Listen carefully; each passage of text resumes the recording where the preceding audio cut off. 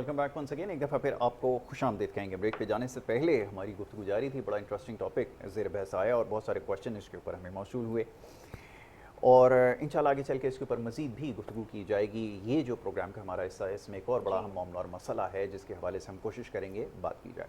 शहर कराची में सबसे बड़ा मसला हमेशा से ये रहा है कि जो आबादी का फैलाव है बड़ी तेज़ी से बढ़ता चला जा रहा है और इसके साथ साथ जो हाउसिंग की नीड है, जो इसकी ज़रूरत है, उसमें वो भी भी बढ़ रही बेपनाह है। इजाफा हुआ है।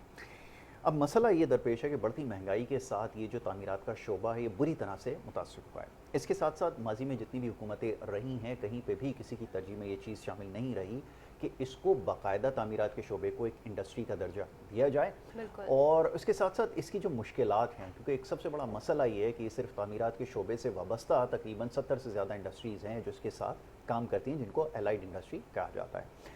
और जब इनको कोई इंसेंटिव नहीं दिया जाएगा और साथ साथ अगर महंगाई अगर इसको मुतासर करेगी, कीमतों में इजाफा, सरिया, सीमेंट, बजरी, पत्थर वगैरह सबको अगर महंगा कर देगी, तो जाहिर है कि इसकी वजह से उसकी लागत जो है वो किसी भी बढ़ इमारत की वो जाएगी, बढ़ती बिल्कुल चली ऐसे ही जाएगी है। और एक आम आदमी की क़ुव्वत ख़रीद जो है वो उसको इजाज़त नहीं देती कि वो अपना घर बना सके। तो बिल्कुल। ये जो मसला है ये बड़ा ही संगीन होता चला जा रहा है। उसके साथ और बहुत सारे दीगर और मसाइल हैं जो इसमें लोगों की मुश्किलात में मज़ीद इजाफा कर रहे हैं, ना सिर्फ ख़रीदार के बल्कि जो तामीरात के शोबा से वाबस्ता लोग हैं, इंडस्ट्री से ताल्लुक़ रखते हैं, उनके लिए भी मसाइल में इजाफा होता चला बिल्कुल। जा रहा है। मौजूद मेहमान स्टूडियोज़ में तशरीफ़ फरमाए, बड़े ख़ास मेहमान हैं, उनका ताल्लुक़ भी तामीरात के शोबे से है।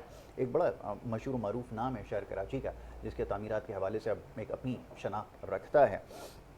बिन एहसान ग्रुप जो है, फ़ाद एहसान उसके रूए रवां यहाँ तशरीफ़ फरमाए हैं और आपका ताल्लुक़ जो है वो बिन एहसान बिल्डर से, उनको मैं यहाँ पे खुशामदीद कहूँगा। बहुत शुक्रिया फ़ाद साहब प्रोग्राम में हमें वक्त देने के लिए।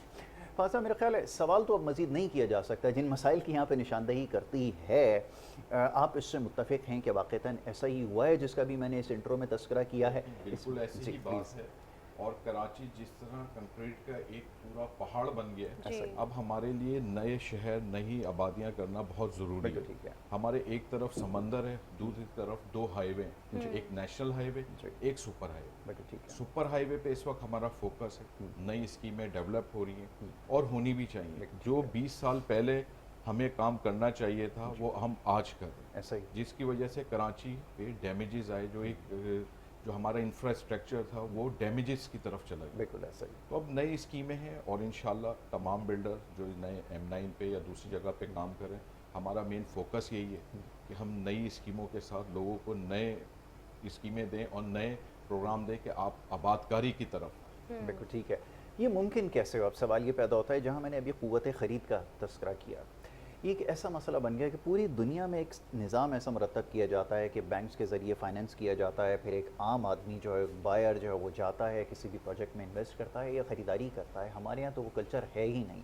प्लस ये कि हमारे यहाँ एक और बड़ा मसला हमेशा से ये रहा है कि जो टैक्स की पॉलिसी जो हम हर साल इंट्रोड्यूस करते हैं, वो जिनके भी कहने पर करते हैं, उसकी वजह से मार्केट बहुत ज़्यादा मुतासर हुई है। दो मसाइल ये हैं, प्लस ये कि अब जो बचा कुचा शहर है उसके अंदर तामीरात जिसकी अभी आपने निशानदेही की है, वो पहले ही इतनी बेहंगम तरीके से हुई है कि अब यहाँ पर लोगों का रहना जो है दूभर हो गया है। सवाल ये पैदा होता है कि जब ये सारे मसाइल यकजा हो जाएं, तो फिर इसमें जो बनाने वाला है, जो बिल्डर है, जिसका ज़रिया मुआश ये है, वो सर्वाइव कैसे करे? ये ज़रा समझाएं कि ऐसी सूरत हाल में जहाँ एनवायरनमेंट कंड्यूसिव ना हो, कैसे बका आपकी होगी, कैसे सर्वाइव करेंगे, ये ज़रा फरमाइए। देखिए, बहुत सारी चीज़ें जो आपने शुरू में कही जी। कि इस वक्त लोगों की पहुंच से शहर निकल गए। बिल्कुल ऐसा ही। पहले क्या होता था कि जब हमारे वालिदैन थे, हम छोटे थे, तो उन्होंने स्कीमों के तहत ली, ऐसा ही है। 1000 जी। रुपये 2000 रुपये स्कीम के तहत बिल्कुल हो ठीक लिए। उनका विजन होता था अपने बच्चों के लिए जी। कि जब हम जवान होंगे तो वो हमारे काम होगा। अब जो लोगों का विजन है ना, वो शॉर्ट टर्म हो गया। जी। वो आज लेते हैं और चाहते हैं कि कल जो है वो कीमतें बढ़ जाएं और बिल्कुल परसों ठीक है। हमें मिल जाए। ऐसा प्रॉपर्टी में मुमकिन नहीं है। नहीं होता। टाइम लगता है, प्रॉपर्टी 5 से 10 साल लेती है, 20 साल लेती है, Mature होने तब में, जाके ठीक है। आपको फल मिलता है। अगर इसी तरह चल रहा होता तो हमें भी बेचने की क्या ज़रूरत है, हम अगले साल बेच दें, 10 गुना कीमत करें और 2 साल बाद बेच दें। टाइम लगता है चीज़ों में। कराची में एक बदकिस्मती ये रही कि कराची जिस तरह फैलना था उस तरह फैला नहीं, बल्कि हम वर्टिकल की तरफ गए, बिल्कुल सही। जो हमें डैमेजेस दे रहे हैं। अब हम आए हैं कि हम कराची से सुपर हाईवे से बाहर की तरफ जा रहे हैं, जहाँ नई स्कीमें डेवलप हो रही हैं। हम 2020 में यहाँ पे हमने स्टार्ट लिया, उस वक्त 12-13 स्कीमें थी। आज हम 26 में बैठे हैं, 112-113 स्कीमों के साथ बैठे हुए हैं। जितने बिल्डर आ रहे हैं एक दूसरे का कंपटीशन हो रहा है, अच्छा कंपटीशन हो रहा है, अच्छी प्लानिंग के साथ हो रहा है। शहर आपका महंगा से महंगा हो रहा है। आपके पास कमी है कम से कम 50 से 60 लाख मकानात की या जी फ्लैट जी। जो आप फौरी तौर पे नहीं दे सकते। बात की आपने बैंक की, वज़ीर आज़म स्कीम अभी बहुत अच्छी आई है, लोगों को अवेयरनेस नहीं है, मालूमात नहीं है। लीज प्रोसीजर है, लीज के साथ बहुत शॉर्ट टाइम में बैंक आपको 1 करोड़ तक का लोन दे रहा है 120 गज के प्लॉट पे, ठीक। जो लोगों को इस स्कीम से फ़ायदा उठाना चाहिए कि आप आएँ फौरी तौर पे चीज़ों को रेंटल बेसिस पे या जो लोन है आपका उस पे जाएं, ताकि आप मालिकियत पे या कंस्ट्रक्शन लाइन में आप फौरी तौर पे आएँ। अच्छा, दुनिया जहाँ में ऐसा है सिवाय पाकिस्तान। बिल्कुल ठीक है। ठीक है फ़ाद साहब, मेरा ये सवाल है अब आपसे। आप भी कंस्ट्रक्शन से आप ताल्लुक़ रखते हैं, तो पहले के जो दौर था उसमें अगर कोई घर बन रहा था तो उसमें कुछ वक्त लगता था, सालों साल लग जाते थे। लेकिन अब जो घर बनते हैं, पोर्शंस बनते हैं, तो वो बहुत जल्दी बन जाते हैं और फिर उसकी क्वालिटी वो नहीं होती और फिर आप देखते हैं कितनी प्रॉब्लम्स होती हैं। तो कैसे वो पॉसिबल है कि एक घर जो है वो पहले इतनी देर में बनता था और अब इतनी जल्दी बन जाता है? नहीं देखें, एक टाइम है। हाँ। 120 गज का अगर आप मकान हाँ। तामीर करने पे जाएंगे ना, तो एक 9th मंथ उसको लगते हैं, 1 लगते हैं? साल लगता है।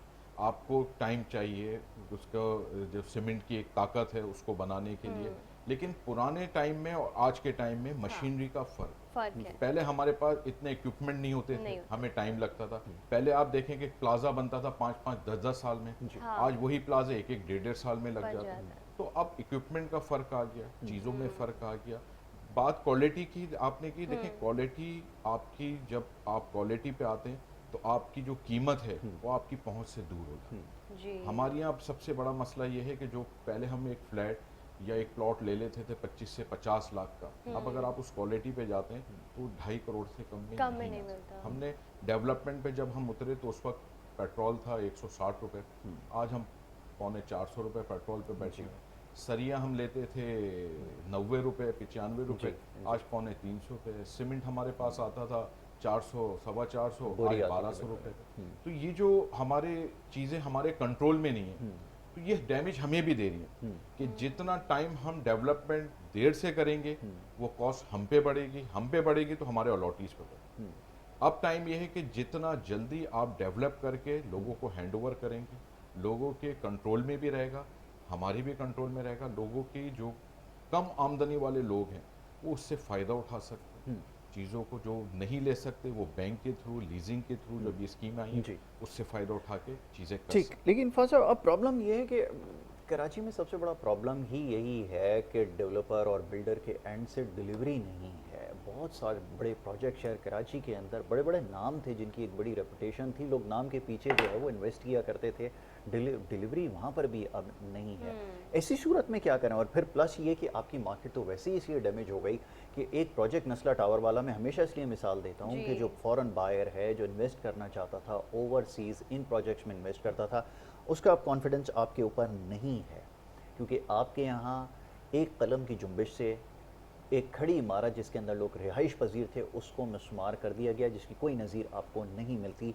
इस किस्म के फैसले से बिल्डर कहाँ स्टैंड करते हैं ये तो बताएं, और डिलीवरी क्यों नहीं? देखें, पहले तो आपने ये जो कहा ना कि कुछ बिल्डरों की वजह से डिलीवर, अगर हम कराची की बात करें ना तो कराची में 98% बिल्डरों ने डेवलप करके लोगों को हैंड ओवर किया। 98%। आप कराची में देख लें कितनी गवर्नमेंट की स्कीमें और कितनी प्राइवेट बिल्डरों की स्कीम, तो आप खुद देखेंगे कि 98% आपको जो प्रोजेक्ट्स मिलेंगे वो प्राइवेट बिल्डरों ने डिलीवर किए। चंद लोगों की वजह से हम पे एक दाग आ जाता है, लेकिन ऐसा नहीं है। दूसरा, आपने नस्ला टावर का देखें, ये हमें डैमेजेस देके गया, आज तक हम उसका खुमियाजा भुगत रहे हैं। जी। लेकिन 8 साल बाद उस फैसले का क्या रिजल्ट आया कि वो फैसला गलत था। नहीं, उसकी तो कोई अब अहमियत रही नहीं। लेकिन देखिए डैमेजेस आए, कर दे डैमेजेस, आपकी प्लानिंग, आपके जो कवानीन थे वो डैमेज कर गए। आपके पास एक कानून है कि आप उसको रेगुलाइजेशन के तहत चला सकते हो। हमने उसको बहुत चीज़ों को कहा। आबाद ने पूरा, हमारे जो उस वक्त के चेयरमैन थे, हमारे तमाम आबाद के लोग थे वहाँ खड़े हुए, सब ने इन चीज़ों को कहा कि आप इस पे एक कानून के तहत कर सकते हैं, लेकिन कोई 8 साल बाद हमें मिला तो क्या मिला? बिल्कुल ठीक है। यही तो सबसे बड़ी बात है जिससे आपकी मार्केट जो है वो ख़राब हो रही है। प्लस ये कि सारी चीज़ें, सारी प्रोसीडिंग्स होने के बाद भी रजिस्ट्रेशन नंबर, एनओसी सब कुछ जारी कर दिए गए। जो कल्प्रिट थे वो कनाडा चले गए, और जो लोग थे वो आज भी सफ़र कर रहे हैं। तो मार्केट तो वैसे ही आपकी स्टेगनेंट That's होनी true. है इस किस्म के फैसलों से। फिर टैक्सेस के हवाले से माशाल्लाह जिस तरह की रेगुलेशंस हमने बनाई हैं, जिस तरह की पॉलिसीज़ हमने बनाई हैं, जो स्ट्रिंजेंट पॉलिसीज़ हमने बनाई हैं, वो इतनी हमें टाइटनिंग की तरफ ले गई हैं कि अब कम से कम रियल इस्टेट के अंदर इन्वेस्टमेंट जो है ना अब करने का कोई शायद नहीं सोचेगा।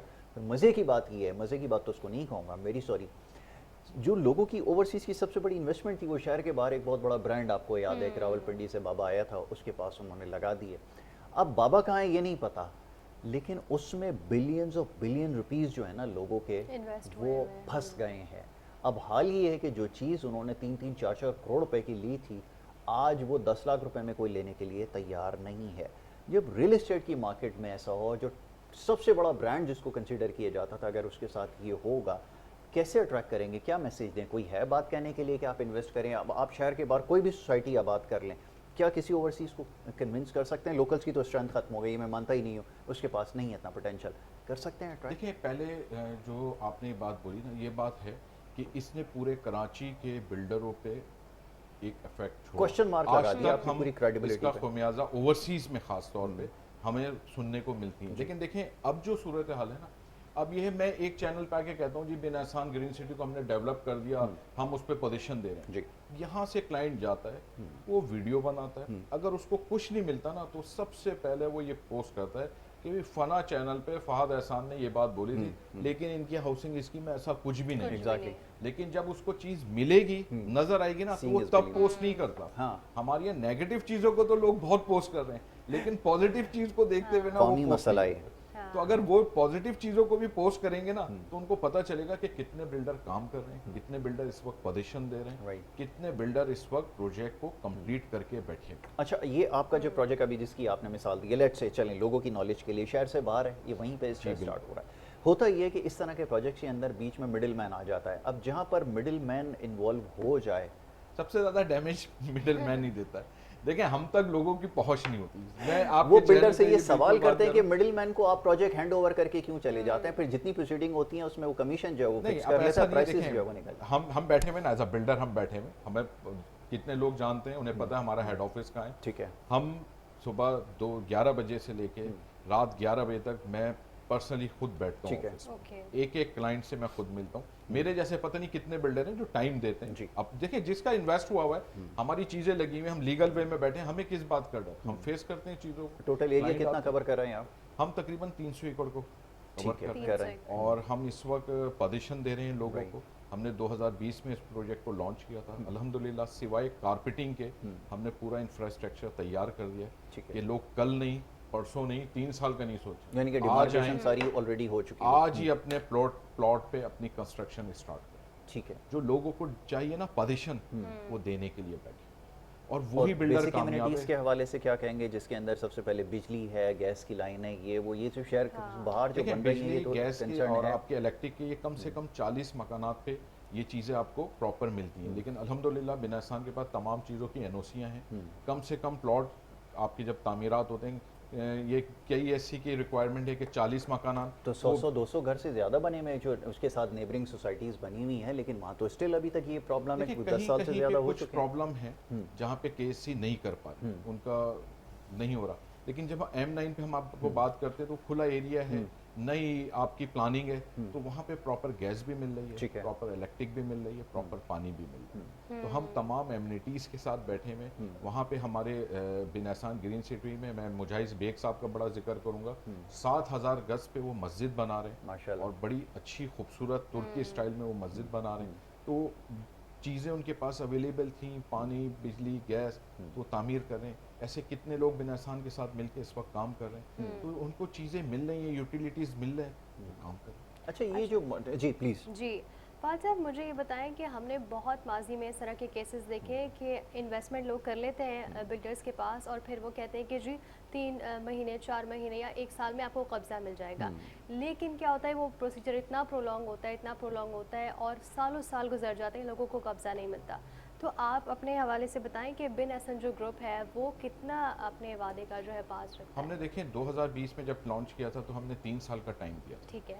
हमें कोरोना के वक्त में 1 डेढ़ साल का हमें डैमेजेस आए, ओके। लेकिन हम पिछले साल 2025 से लोगों को पोजीशन दे रहे हैं राइट। कि एक हमने बताया कि भाई हम 3 साल में कंप्लीट करेंगे। अल्हम्दुलिल्लाह आज हम इस बात पे फ़ख्र महसूस करते हैं कि जो अलॉटीज़ हैं तामीरात करना चाहें वो कल नहीं बल्कि आज से तामीरात पे आए। ठीक है। अच्छा, बिल्डर की कामयाबी ही पोजीशन है। जिन बिल्डरों ने पोजीशन दी है वो अपना म्यार रखते हैं, ठीक अपनी है। चीज़ें रखते हैं।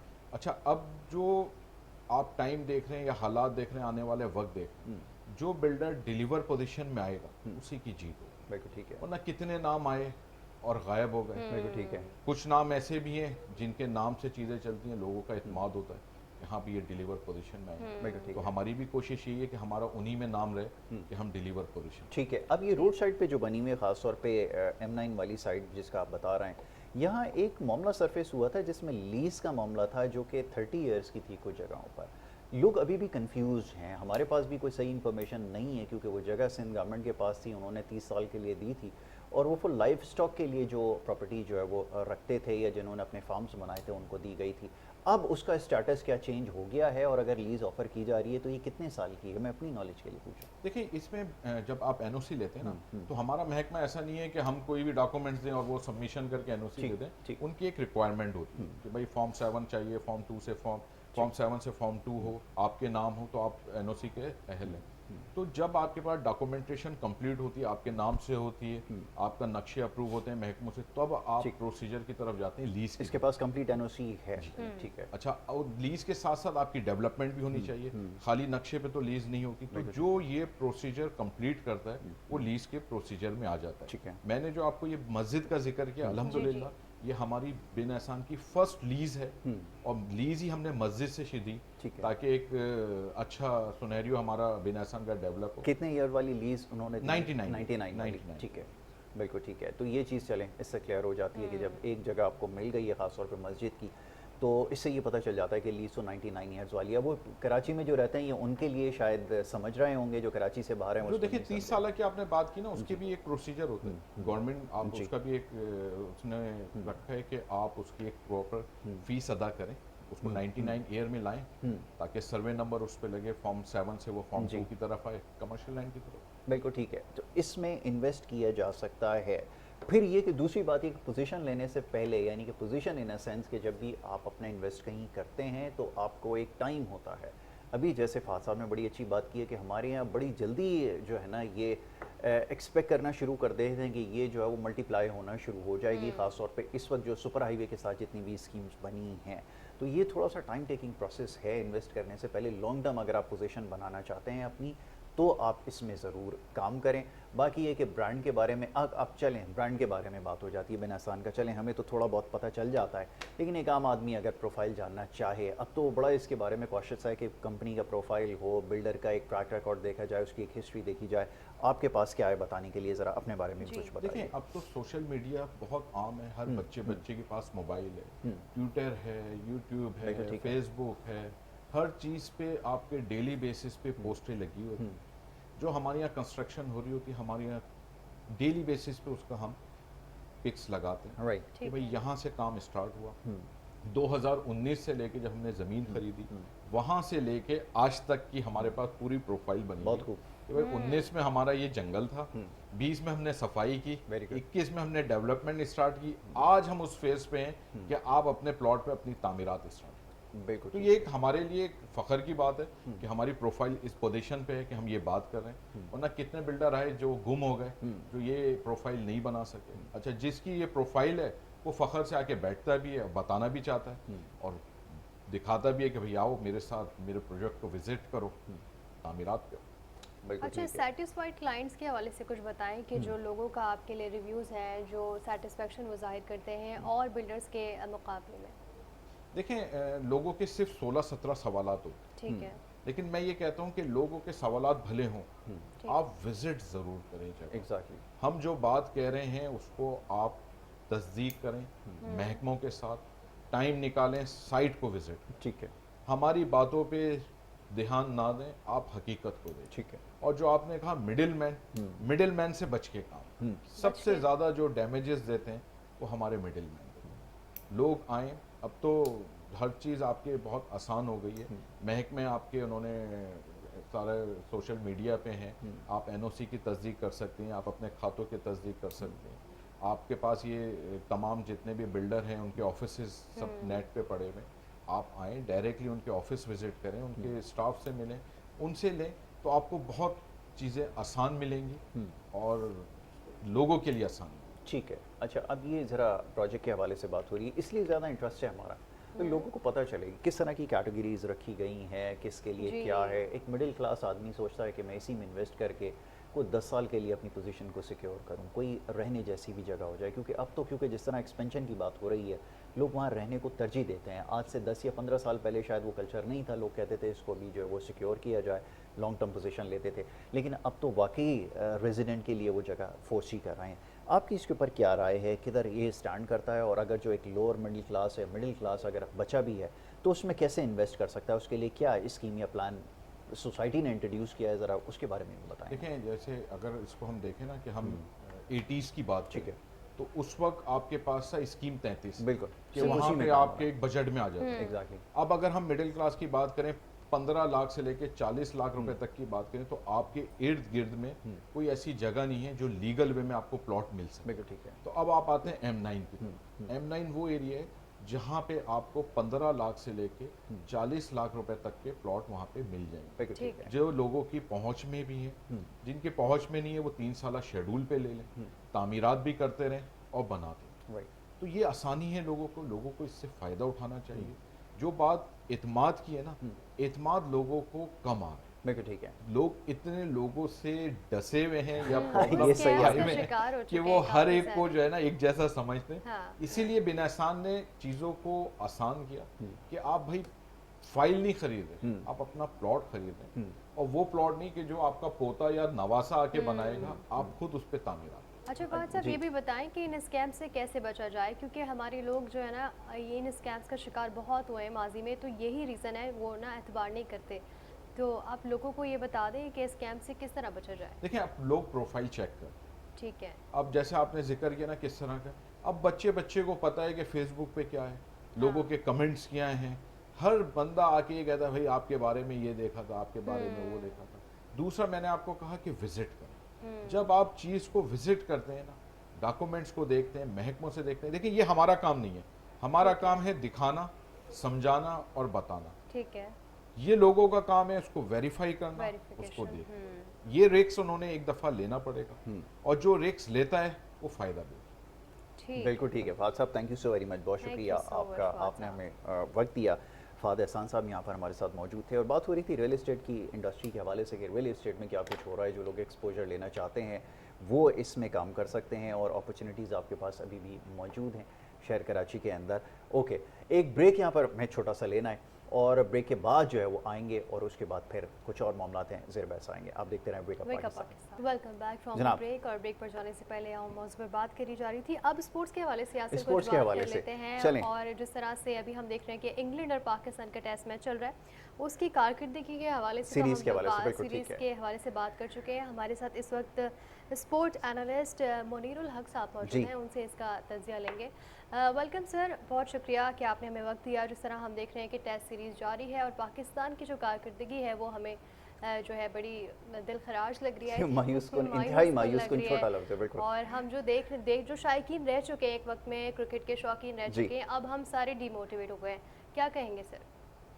बहुत बहुत शुक्रिया हमारा, और बहुत शुक्रिया आपका भी। देखिए, बात यह है यासिर और हमारा कि पाकिस्तानी टीम जो है ना इस वक्त अपनी बका की जंग लड़ रही है। बका की जंग इस हवाले से कि वो स्ट्रगल कर रही है किसी तरह उस टियर 1 में आ सके कि जिसमें टॉप 5 टीमें हैं, तो उसमें तो वो नहीं आ पा रही है। बल्कि वो जो टियर 2 है जिसमें छोटी टीमें आती हैं, उसमें भी कई छोटी टीमें हमसे बेहतर कारकर्दगी पेश कर रही हैं। बांग्लादेश को देख लें, बांग्लादेश की टीम इस वक्त ICC वर्ल्ड टेस्ट चैंपियनशिप में 4थे नंबर पर है और हमारा 9वां नंबर है, सबसे आखिरी। 9 टीमें होती हैं और हमारा 9वां नंबर है।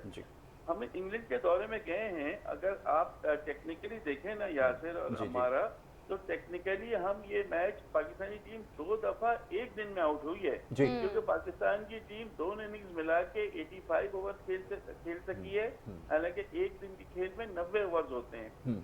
तो बिल्कुल ठीक। आपको इसी से अंदाजा हो जाना चाहिए कि दोनों में हमारा बैटिंग कितनी स्ट्रगल कर रही है। बॉलिंग तो हमारी उनके सामने नहीं चल रही है, इसलिए कि हमारे जो बॉलर्स हैं ना, उनकी स्पीड 128 120 है, जो बिल्कुल मरूब नहीं कर सकते उनके बैट्समैनों को। इसलिए उन्होंने इतने स्कोर कर दिया, 400 प्लस कर दिया, और आपकी टीम को कोई मौका ही नहीं दिया कि आप कुछ कर सकें। दूसरी बात ये है कि एक सिर्फ बाबर आजम के आने से, दूसरे टेस्ट में वो खेल रहे हैं, खबरें आ रही हैं कि वो बिल्कुल खेलेंगे, लेकिन सिर्फ बाबर आजम के आने से ये नैया पार नहीं लगेगी। बहुत कुछ हमें देखना है। सलमान अली आगा क्या कर रहे हैं, पिछले 3 मैचेस में वो सिर्फ 45 रन बना सके, जिसमें 2 सिफर भी शामिल हैं। रिजवान से बैटिंग नहीं हो रही, इमाम उल हक अवे नहीं होता, आजाद ओवैस यंग है, प्रेशर में है। सबसे ज्यादा हमने डिपेंड किया था सऊद शकील और शान मसूद पर, वो क्योंकि शान मसूद की जो है बहुत ज्यादा उनका एक्सपीरियंस है, यॉर्कशायर को वो लीड कर चुके हैं काउंटी में, उसके बावजूद वो परफॉर्मेंस वो नहीं दे सके, विकेट पर ज्यादा देर ठहर नहीं सके। पाकिस्तान किसी मौके पर, सऊद शकील ने 3 डे मैच में जब स्कोर किया, सेंचुरी बनाई, हमें लगा कि सऊद शकील फॉर्म में आ गए, it's a good sign for Pakistan, लेकिन सऊद शकील दोनों इनिंग्स में नाकाम रहे। तो बॉलिंग, बैटिंग, फील्डिंग, खुद stand in captain Salman Agha ने एक्सेप्ट किया प्रेस कॉन्फ्रेंस में कि हमें तीनों बॉलिंग, बैटिंग, फील्डिंग तीनों शोबों में इंग्लैंड आउट क्लास कर दिया। आउट क्लास का मतलब है कि कोई कहीं मुकाबला ही नहीं था। मुकाबला अगर थोड़ा सा होता तो देखा जाता। अब सिर्फ ये है कि आपके पास यही बॉलर्स हैं, यही बैटर्स हैं। अब आप क्या करेंगे कि आजान ओवैस को हटा के आप बाबर को ले लेंगे, और अब्दुल्ला शफीक और दूसरे जो हैं वो आपको अब्दुल्ला शफीक और दूसरे जो है इमामुल हक ओपन करेंगे, और इस तरह से चीजें चलेंगी। तो फिलहाल तो जो चीजें नजर आ रही हैं यासिर, वो यही नजर आ रही हैं कि कोई अच्छी चीज हम उम्मीद ना करें। बेहतर ये कि जो टीमें इसको खेलने से वक्त गुजारें। ये बिल्कुल ठीक है। ठीक है मुनीर भाई, thank you so very much.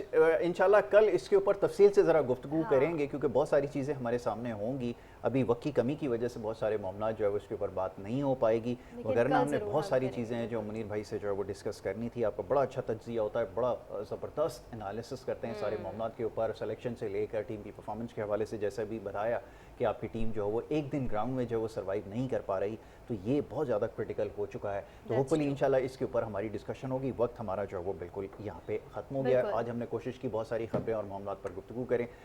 कैसा लगा प्रोग्राम, इसके बारे में ज़रूर आप हमें बताया करें सोशल मीडिया के ऊपर। जो भी आप हमारे साथ शामिल करना चाहते हैं या प्रोग्राम का हिस्सा बनना चाहते हैं, हम नंबर आपको स्क्रीन पर दे देंगे, आप उस पर कॉन्टेक्ट करके। अच्छा, ये थ्रू आउट ही हमारा चल रहा था, ये आ गया दोबारा से नंबर। और सोशल मीडिया हैंडल्स आप हमें फॉलो कर सकते हैं और अपनी फीडबैक हमारे साथ शेयर कर सकते हैं। प्रोग्राम का वक्त यहाँ खत्म हो चुका है। मुझे यासिर और हमारी टीम को इजाज़त दीजिए, कल फिर हाजिर होंगे एक और प्रोग्राम के साथ। अल्लाह हाफ़िज़।